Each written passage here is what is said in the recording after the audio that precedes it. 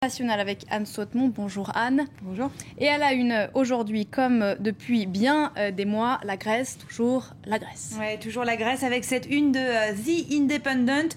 Le monde se prépare à une sortie de l'euro de la Grèce. The Independent rappelle qu'hier, les marchés boursiers européens ont plongé après l'échec des négociations, encore une fois, pour tenter de former un gouvernement. À l'intérieur du journal, une tribune intéressante, celle d'un économiste. Elle est signée Dominique Lawson et il s'étonne qu'on ne soit pas mieux préparé à cette éventualité. Le destin de l'euro était écrit, dit-il. Cela fait 2 ans qu'on en parle de cette fameuse sortie possible de la Grèce de l'euro. Alors pourquoi les marchés réagissent-ils si fort? Ce que dit Dominique Lawson, c'est que de toute manière, il aurait fallu que la sortie d'un pays de la zone euro soit prévue en fait dès l'instauration de cette zone euro.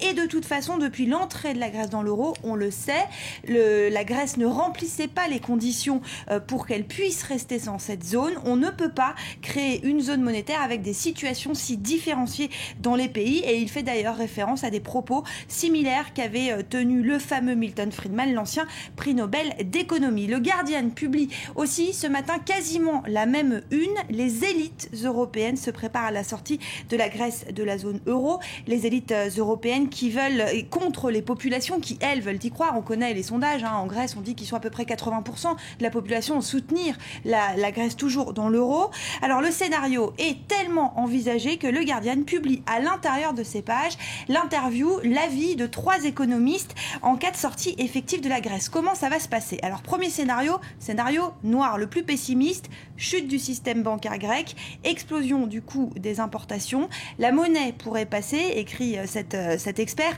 d'1 € à 300 drachmes à 1 € à 1000 drachmes, peut-être mais plus, avec au final une sortie carrément de l'Union européenne. Deuxième scénario, un petit peu moins noir, on pourrait parler d'un scénario gris. La sortie de l'euro va booster la compétitivité, alléger le poids de la dette, mais cela seulement à moyen terme. Les premiers mois seront terribles, un vrai choc, écrit l'expert. 20% de récession d'ici la fin de l'année 2012, ce serait énorme. Et pour rebondir, il faudra une vraie stratégie industrielle. Troisième scénario, qui part d'abord d'un constat, il n'aurait jamais fallu faire l'euro. En sortant, les Grecs retrouveraient une compétitivité grâce à la dévaluation.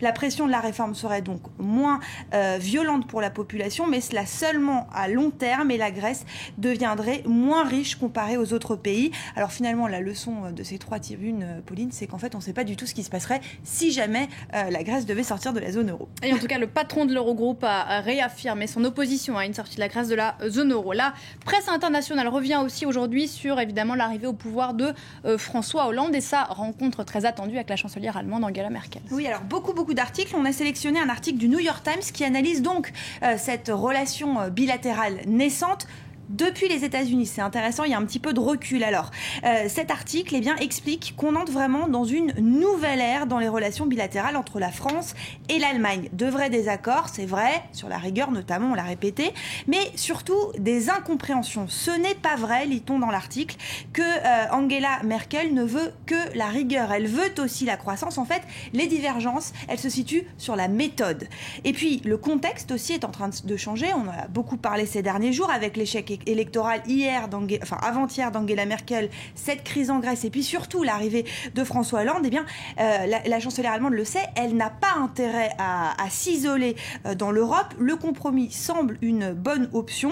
Et pour illustrer ces différences, je voulais juste vous montrer ce dessin, Angela Merkel et François Hollande. Angela Merkel qui se serre la ceinture contre un François Hollande qui lui veut lâcher du lest, il a maigri, il y a de la place pour la croissance. François Hollande qui a maigri pour plaire, on peut l'imaginer, à sa compagne Valérie Trierweiler qui a sa place dans les colonnes des journaux internationaux. Oui, beaucoup d'articles dans la presse britannique notamment, et j'ai sélectionné l'article de The Guardian qui nous fait rencontrer un nouveau couple. Il commence à Tulle le soir du 6 mai avec ce fameux air d'accordéon. On y apprend qu'il a été demandé par la première dame qui a soufflé l'idée de cet air, La vie en rose, qu'elle tweete beaucoup, que c'est à elle aussi qu'on devrait l'expression président normal. Elle lui aurait soufflé le mot.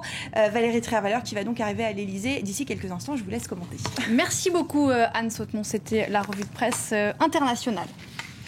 Et il est 9h18 à Paris. C'est l'heure tout de suite du rappel des titres avec ce jour J pour